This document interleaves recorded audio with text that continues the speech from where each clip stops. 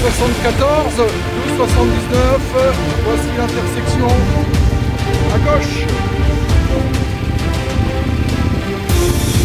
C'est aussi simple que cela. Et voilà, elle est passée automatiquement en 13,27.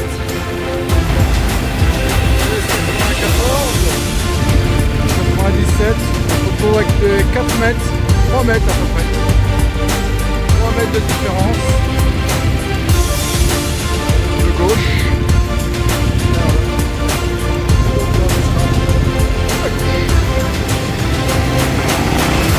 14,49.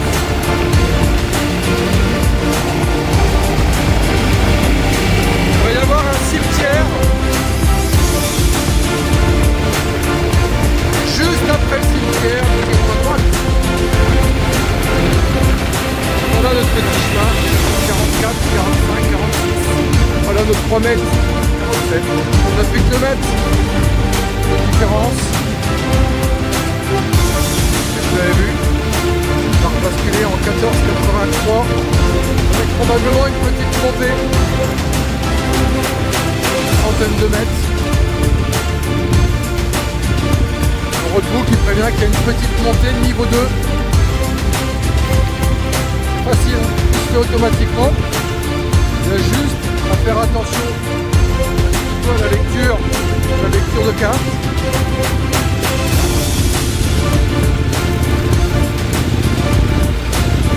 Avec tous les inconvénients en moins du roadbook. Vous n'avez que la partie ludique pour découvrir un peu la lecture d'un roadbook et ce qui se passe sur le terrain.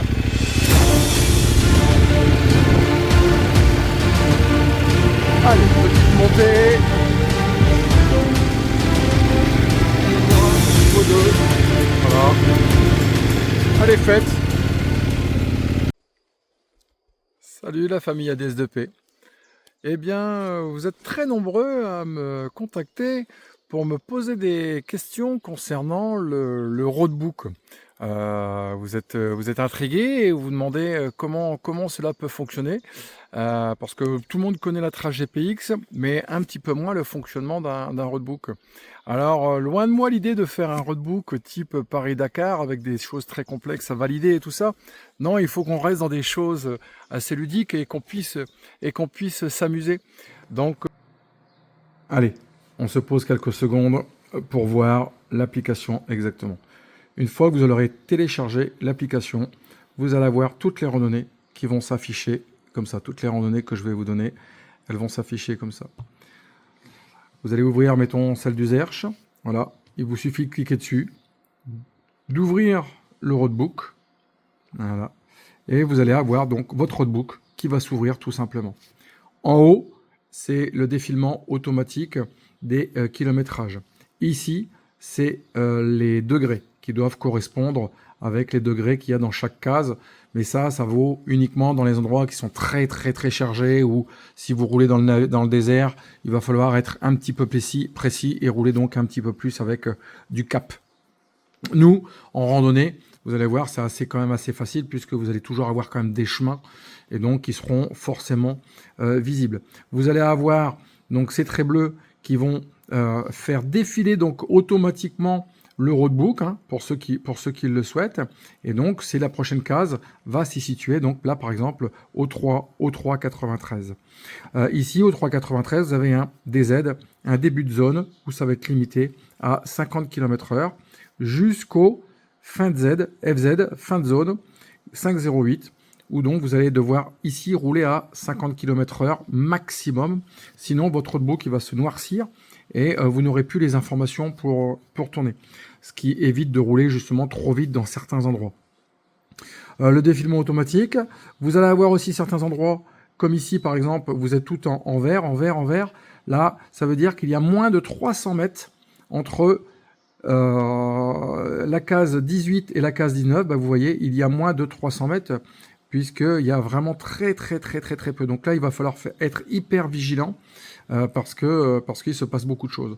Donc là, il faut faire un petit peu moins attention à tout, mais les écritures qui sont un petit peu brouillons là, puisqu'en fait, ce sont des rectifications que j'ai fait sur la dernière trace pour encore améliorer les roadbooks. Voilà.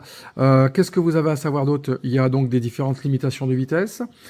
Si vous loupez, admettons, vous arrivez, je sais pas, là au 50,09 et puis 50,09, vous apercevez que, eh bien, vous avez dépassé l'intersection et donc vous allez être décalé. Eh bien non, il suffit juste de sortir l'odomètre, de remarquer 50,09. Voilà. OK.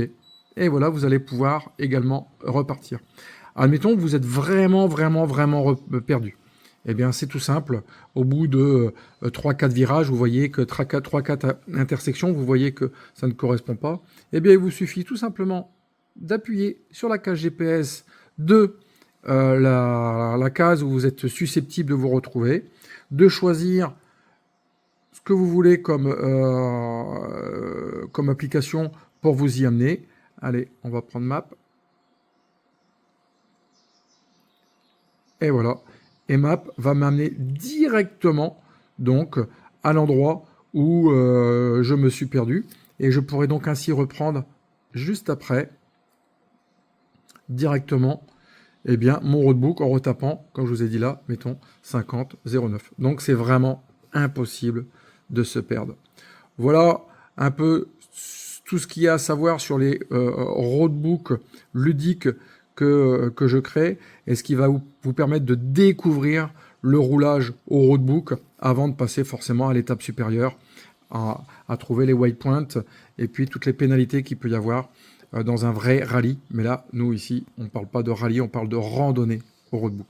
Voilà, allez, salut, bye.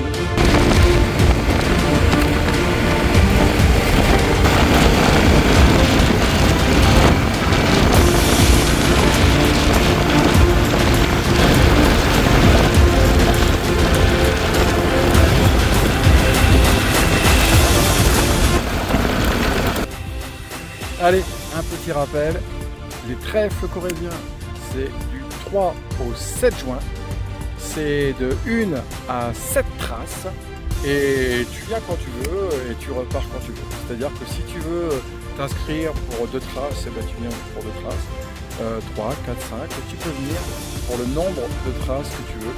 Les inscriptions se font en ligne, directement sur mon site www.ads2p.com